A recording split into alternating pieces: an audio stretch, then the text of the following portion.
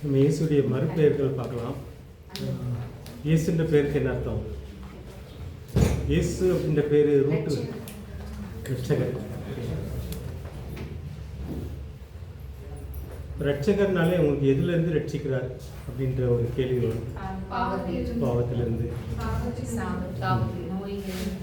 Okay. So மத்தேயு 1:21 வாசிங்களேன்.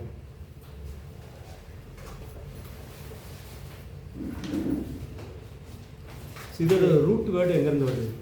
தமிழில் இயேசு சொல்கிறோம், இங்கிலீஷில் ஜீசஸ், எபிரேய மொழியில், கிரேக்க மொழியில் யெஷுவா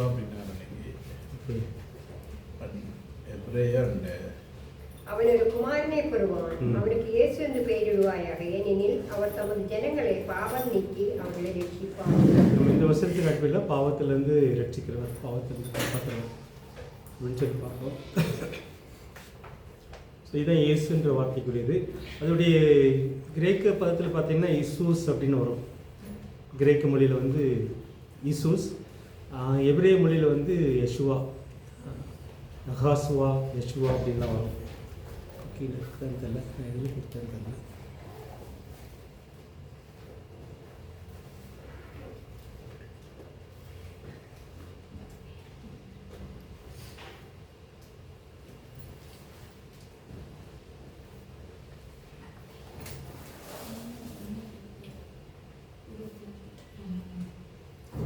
இயேசுக்கு வந்து நம்ம போன வாரத்தில் பார்த்தது தான் ஆபிரகாமின் மகன் ஒரு சொல்லுவாங்க, தாவீதின் மகன், ஆதாமின் மகன்.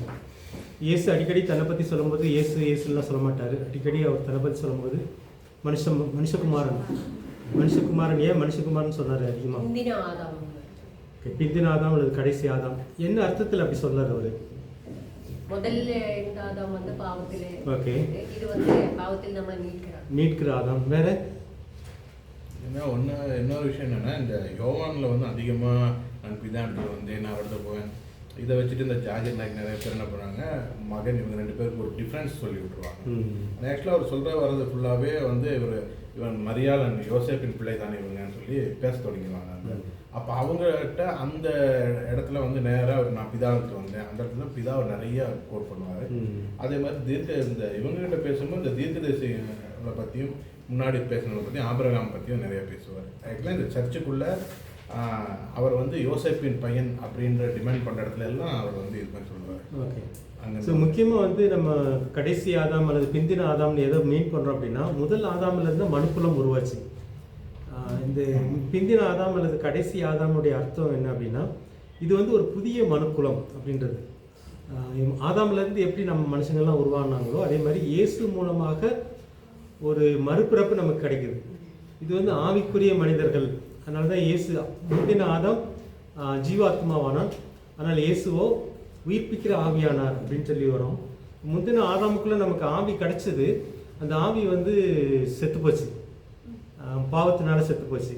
இப்போ வந்து அந்த பாவத்தினால செத்துப்போன ஆவிக்கு உயிரை கொடுத்து ஒரு புதிய இனமாக, புதிய மனுஷங்களாக உருவாக்குறது, புதிய மனு இனம், மனுக்குலம். அதனால தான் இந்த சன் ஆஃப் மேன், மனுஷகுமாரன் சொல்லும்போது ஏன் மூலமாக ஒரு புதிய மனுக்குலம் உருவாக்குது அப்படின்றது தான் அந்த அர்த்தம்.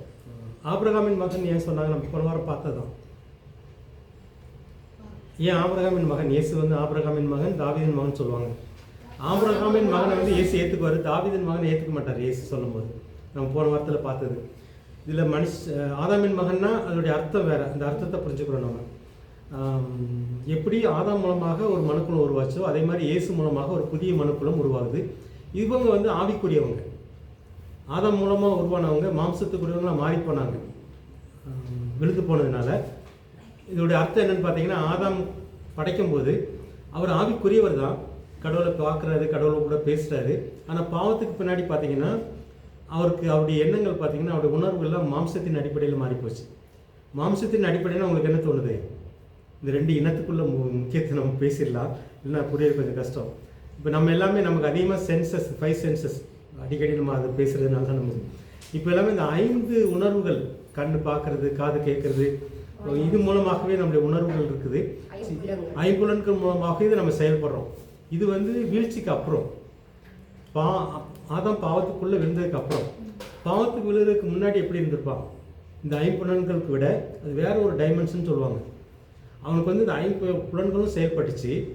ஆனால் அவன் வந்து தேவனை பார்க்குறது, தேவனோட பேசுகிறது, உருவாடுறது எல்லாமே ஆதாமுக்குள்ளே இருந்துச்சு, ஆதாம் ஏவாளுக்குள்ளே இருந்துச்சு. இதைத்தான் வந்து நம்ம 6th சென்சஸ்ன்னு வேறு அர்த்தத்தை சொல்கிறாங்க. அந்த டைமென்ஷன், அந்த உலகத்துடைய டைமென்ஷன் வேறு. இப்போ நமக்கு வந்து இது வந்து 3 டைமென்ஷன் சொல்லுவாங்க.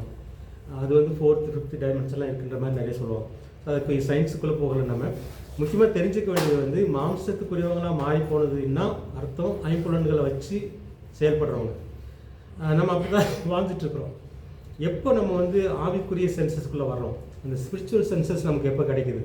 ஸோ இதுதான் ஆதாமின் மகன், முதல் ஆதாமின் மகன், பிந்தின ஆதாமின் மகள் நீங்கள் வச்சுக்கோங்க, மகள்னு வச்சுக்கோங்க. உங்களுக்கு இந்த வேறுபாடு எங்கே வருது அப்படின்னா, நம்ம ஆவியில் மறுபடி பிறந்ததுக்கப்புறம் நமக்குள்ள ஆவி இருக்குது, ஆவி மறுபடி பிறக்குது. எப்படி பிறந்துச்சு ஆவி?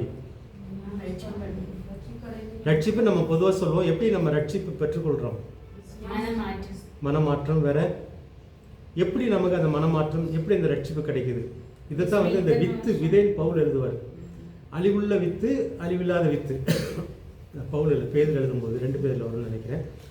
அழிவில்லாத வித்தினாலே நீங்கள் மறுபடி ஜெனிப்பிக்கப்பட்டீர்களே அப்படின்னு பேதர் எழுதுறாரு. ஸோ அந்த அழிவில்லாத வித்து எதை குறிக்குது? இயேசு, அது வசனம். வித்துனாலே உங்களுக்கு வசனத்தோடு தான் சேர்ந்து போகும். இந்த வித்துக்கு வந்து இன்னொரு அர்த்தம் இருக்குது. ஆதாம் வந்து ஒரு வித்து தான். ஆதாம் மூலமாக ஒரு விதையை போடுறாரு பூமியில், மனுக்குள்ள விதை.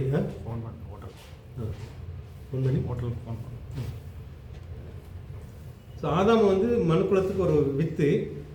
அதே மாதிரி பிந்தின ஆதாம் வந்து மனுக்குலத்துக்கு, புதிய மனுக்குலத்துக்கு ஒரு வித்து. அந்த முதல்ல நம்ம பிறந்தெல்லாம் ஆதாமின் வித்தில்லாத தான் மாம்சத்தில் பிறக்கிறோம். இது வந்து அப்பா அம்மா அதுக்குள்ளே நீங்கள் போய் போகிறதுக்கு நேரம் இல்லை. அப்பா அம்மா மூலமாக பிறக்கிறதெல்லாம் அழிவுள்ள வித்து.